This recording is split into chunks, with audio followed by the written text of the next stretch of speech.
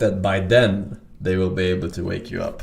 They probably can't now. A biological body, but I'll have a body made out of nanobots. Oh, you can't see. So tell me, is cryonics a pipe dream?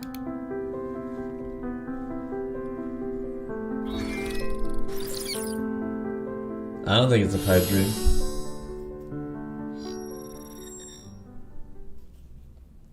Shortly before the COVID. Oh.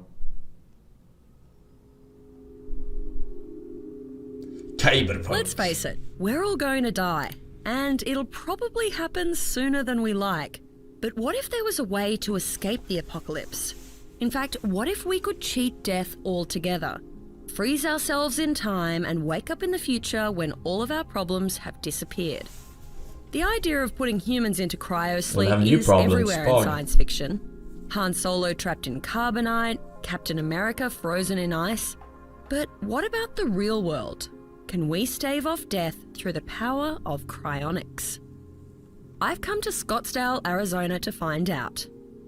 Welcome to the Alcor Life Extension Foundation, the self-proclaimed world leader in cryonics. For just under $250,000, Alcor is selling a second chance at life. The Alcor team looks after nearly 200... Dude, for how long? That seems kind of cheap, honestly. I mean, you're also like renting like essentially a very, very small flat for a long time, including inflation. 200 whatever, $20,000. That's people who are waiting good to take that second chance. One small catch: every person preserved here has been pronounced clinically dead. But to Alcor, that's just a technicality. Our best estimates are that within 50 to 100 years, we will have the medical technologies needed to restore our patients to health and function. The team at Alcor refers to its customers as patients. And just like patients in a hospital, Alcor hopes that in the future, they'll be restored to full health. When they arrive, each body, or patient, depending on how you look at it, goes through a technical process. Wait, they just freeze dead bodies and they hope that the dead bodies, completely dead bodies, they can revive them.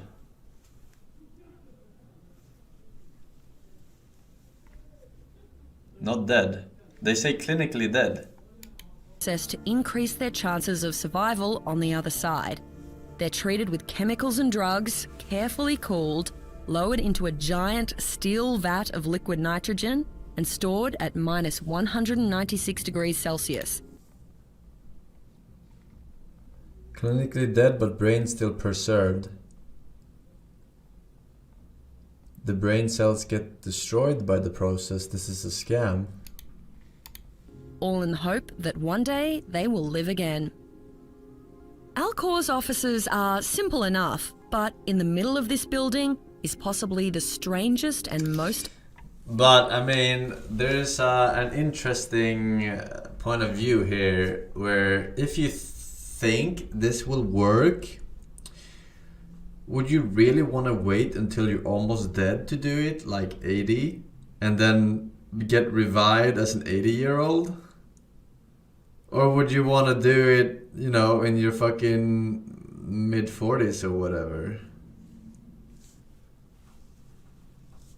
Assuming you wanted this in the first place, right? I don't know. Unsettling thing I've ever seen. A field of stainless steel tanks holding the bodies and heads of 170 dead people. There are frozen easier ways. in stasis. There are easier ways of doing that than paying 220k for this shit.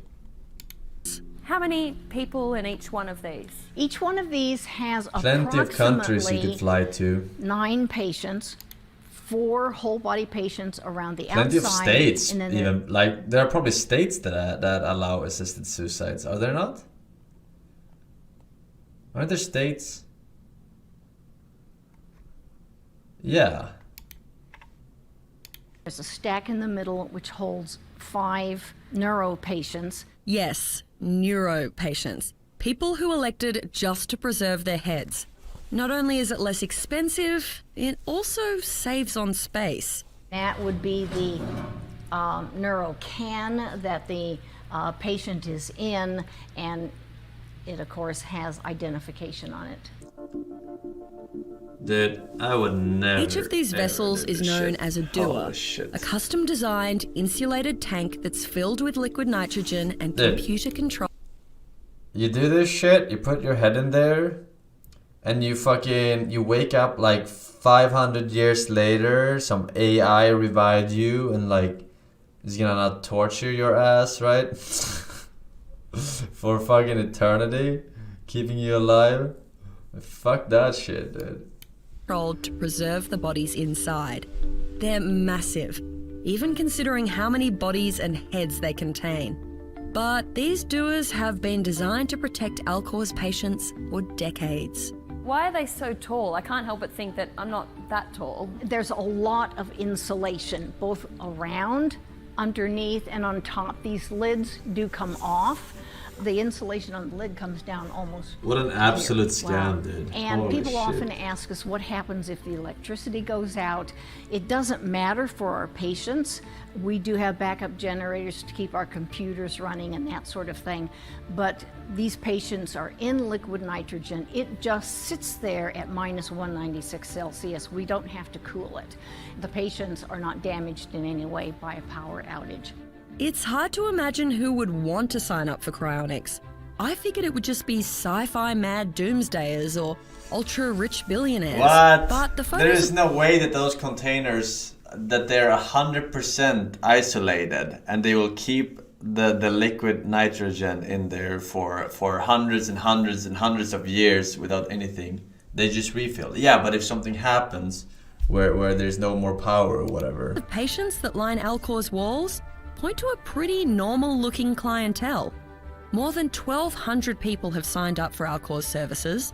Of the 170 patients, roughly 3/4 are men. But otherwise, it's a fairly even spread. Retirees, mums and dads, even a very young girl. She had brain cancer, and her parents had her preserved. They wanted to come over and do a Buddhist ceremony, so we put her picture on the capsule for them. She better have been actually dead before they did this. Like, absolutely dead. Like, not like, oh, maybe there's a surgery, super surgery that helps her in 200 years. Let's freeze her daughter, you know, kind of thing. To have that ceremony. My husband is in this doer right here. And so I come in every now and then and say, hi, Fred. How you doing? Okay, let's get this out of the way. The science behind cryonics is completely unproven. It's highly experimental. Experts say there's no way to perfectly preserve the human brain or reverse the biological finality of death. But for Alcor, being declared clinically and legally dead isn't the end. Legal death only really means that your heart and your lungs have stopped functioning without intervention. Doesn't mean your cells are dead. It doesn't mean even your organs are dead. Up until maybe 30 or 40 years ago, most people in medicine thought that death was an event, on-off switch. You're either alive or you're dead. It's now pretty well understood that it's a process. It takes hours after your heart and lungs stop functioning for you to really be totally dead. Alcor says if you intervene early enough and preserve the body as quickly as possible... Wait, what? Oh, I have to listen to that again. Thought that death was an event, on-off switch. You're either alive or you're dead. It's now pretty well understood that it's a process. It takes hours after your heart and lungs stop functioning for you to really be totally dead.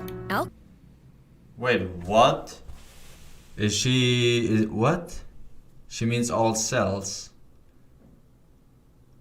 Okay, Sebastian, we're going to freeze you now and get you out in about 50 years. Do you have any message for us for when we get you out? Revive no longer.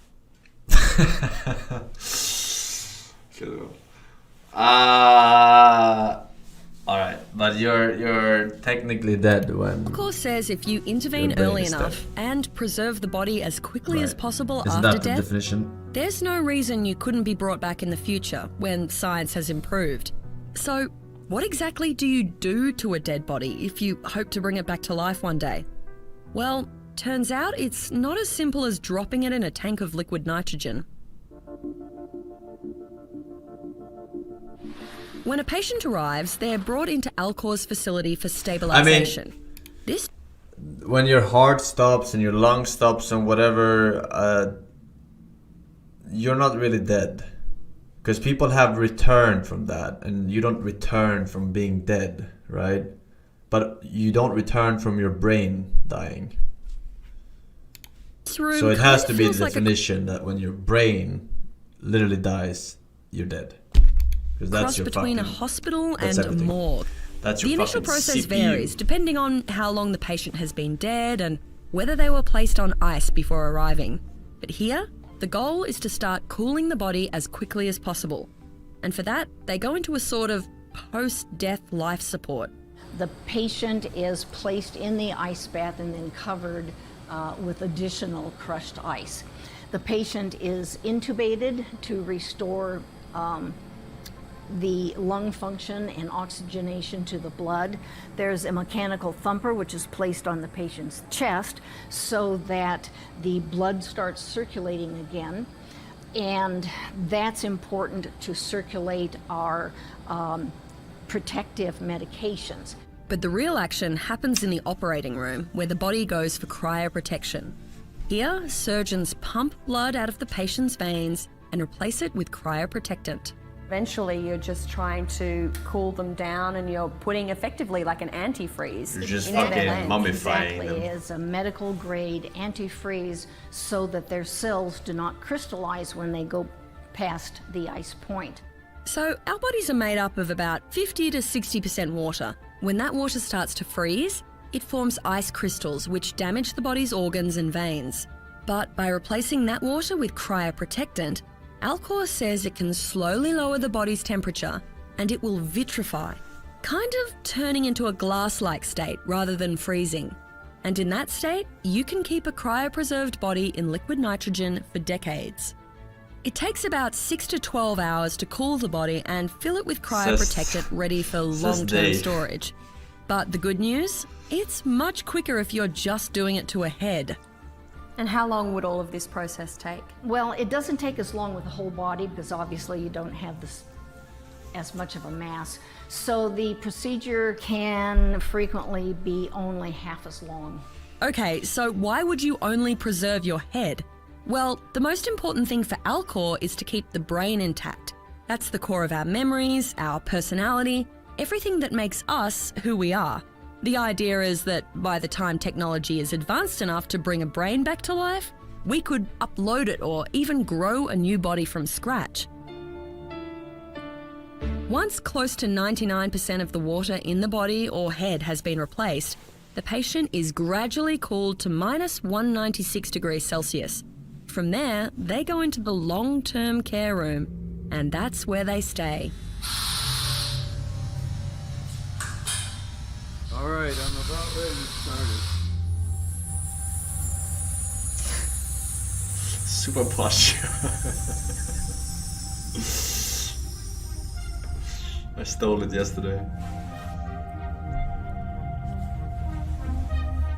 Walking through a room full of fog, surrounded by dead bodies and severed heads, it felt like I was walking through a graveyard. I found it really hard to believe these people would be coming back to live and walk among us. And I'm not alone. In fact, one neuroscientist says the evidence points to a pretty grim outcome for the people who get cryopreserved. Ken Hayworth has a PhD in neuroscience and he's a former member of Alcor. He founded the Brain Preservation Prize to challenge the cryonics community, to prove that they could preserve a brain without damaging it. And according to Hayworth, no one has come close.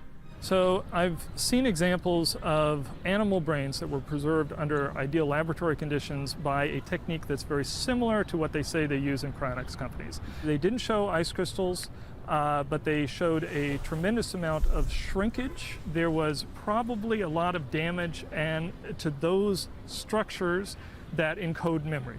But if cryonics was your one hope for waking up in the future, then there might be some good news. Hayworth says he has seen evidence of a way to preserve brains so that the neural connections stay intact. It's a technique called aldehyde stabilized cryopreservation. It almost instantly glues together all the proteins Satan in the whispered brain. to him, saying, O Adam, shall I show you the tree of immortality, and a kingdom that does not fade away? So they both ate from the tree, and then their nakedness was exposed to them, prompting them to cover themselves with leaves from paradise.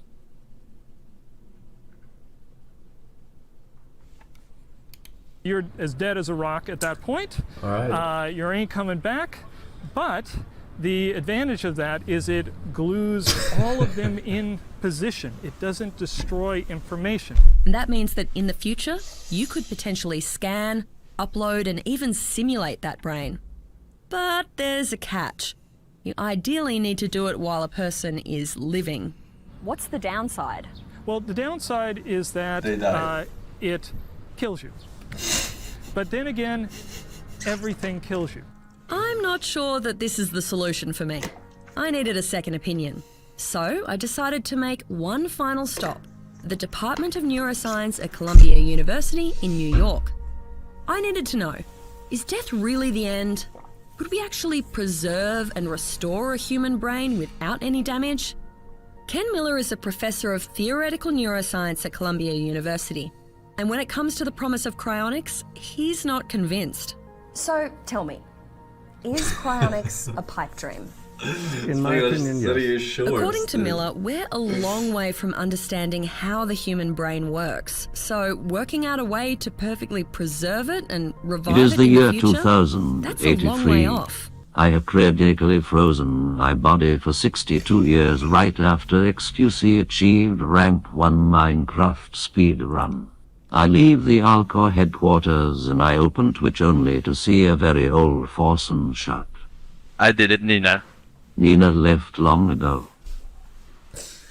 Nina froze herself long ago. The most basic answer to how the brain works is we don't know. We know how a lot of pieces work. We know how neurons work, or at least a lot about how neurons work. In my opinion, it's at least thousands of years before we would know and really understand how the brain works. It's just the complexity. It levels and levels and levels and levels. It's beyond really the imagination. Okay, but even if we could find a way of perfectly preserving our brains and uploading them in the future, I still had one question.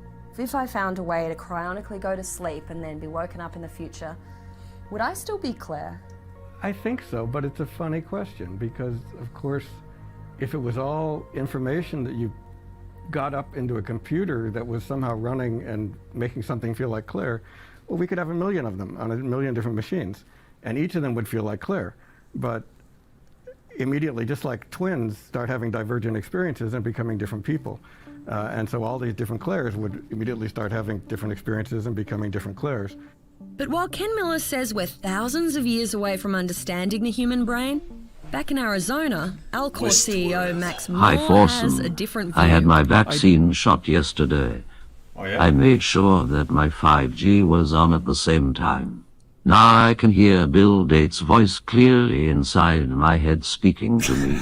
That vaccinated shot. I'm resistant. Well, yes, it's funny today, huh? I do believe that what makes you who you are can be brought back in the future so long as you got cryopreserved under reasonably good conditions. I think everything important is hard-coded up here. So long as we retain the structure over time, we hopefully will reach a point where we can actually restore the function. So right now all we can do is preserve the structure. We cannot reverse the process today. But I think it doesn't violate laws of physics. It's a matter of time and better technology. Cryonics I bought Glare isn't cheap. $375, so my brain is not worth it to preserve. Sadly. But game at 375. Lyda, do you have the money for the... At $220,000 for a full body or $80,000 for a neuropreservation, it's a high price to pay for hope. Moore also says there are no guarantees with cryonics. Alcor doesn't exactly let you choose which day you want to be woken up. Still, I guess your chance of waking up from here is probably better than if you go to the crematorium. I think what we're doing is we're killing people who could potentially be preserved. We're just throwing them in the ground and they've been eaten by worms and bacteria, or we're burning them up. And to me, that's kind of crazy when we could give them a chance if they want it. Do you see this then as kind of the ultimate insurance policy? It really is actually real life insurance. I mean, if you think about life insurance, it's actually death insurance, pays out on death. This really is life insurance. It's a backup plan in case you don't live long enough till we've figured out the biology of aging. But while critics say people like the team at Alcor are trying to play God, Moore simply wants to push the bounds of what's possible. If people say, well, it's unethical to try and live longer, it makes me scratch my head. So compared to what? What is the right lifespan? Do we go to the Bronze Age, and people died in their 20s and 30s? Do we go back a little earlier, like a century ago, and people died in their 40s? Is 70 right? Is 80 right? There is no, privileged answer to that. So he has a point in that regards. If Mother Nature allows for science that allows you to live for 200 years, then you should live for 200 years, right? That's how science works. Medicine, yada yada. I think it's ethical to give people the opportunity to live as long as they choose to live in good health. They can decide when their time is up. Before coming to Alcor, I thought people who believed in cryonics were kind of mad. I'm still not convinced on the science, and I think we're a long, long way off bringing a dead person back to life. But after being here, I realised maybe they're just adventurous. Our members are people who are not afraid of that. They can look at it as a grand adventure. It'll take some getting used to the future, but I'm looking forward to it. I hope that I won't have a... Although I wonder, when people live to like their 30s to 40s, did they look exactly like we do now in our 30s to 40s, or did they look older, like more aged back then? Because they were eating probably worse shit, right? I mean, alright, they probably had like shittier hygiene, which made them sick a lot more. They worked harder, stress. 141. Humanity has finally colonized Mars. Here, Teslas are used across the solar system, and Neuralink is a huge success. Brilliant. I assume XQC has beaten Forsen's Minecraft record. No, put me back in. No one can hear what the commander says. Yeah. Modern humans eat way worse, especially coconuts. Okay, what century did people live 30 to 40 years? For quite a long time, actually. Quite a long time, actually. Right?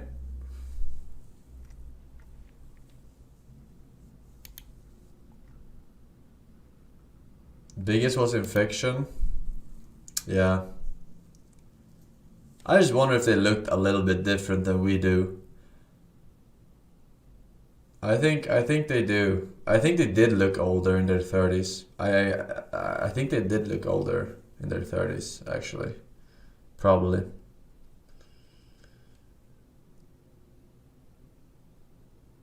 They didn't use shampoo. Their hair was probably like molding faster. Their teeth was probably shittier because of no toothbrushing.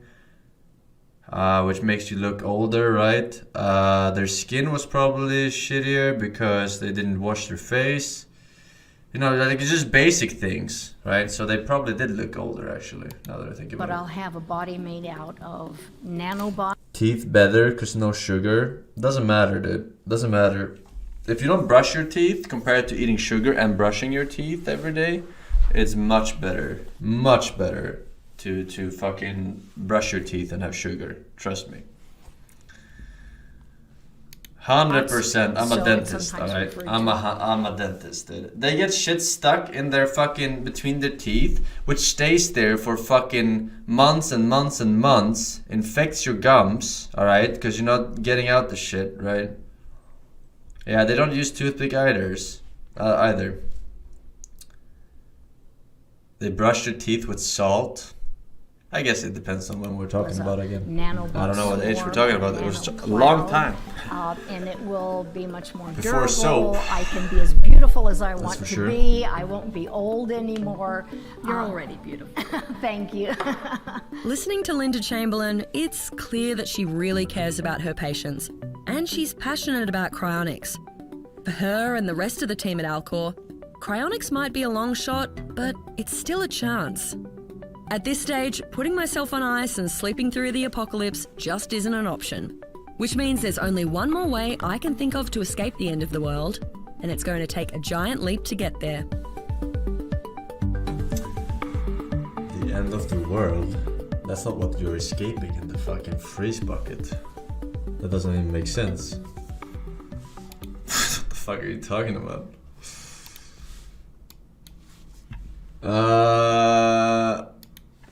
Ignore.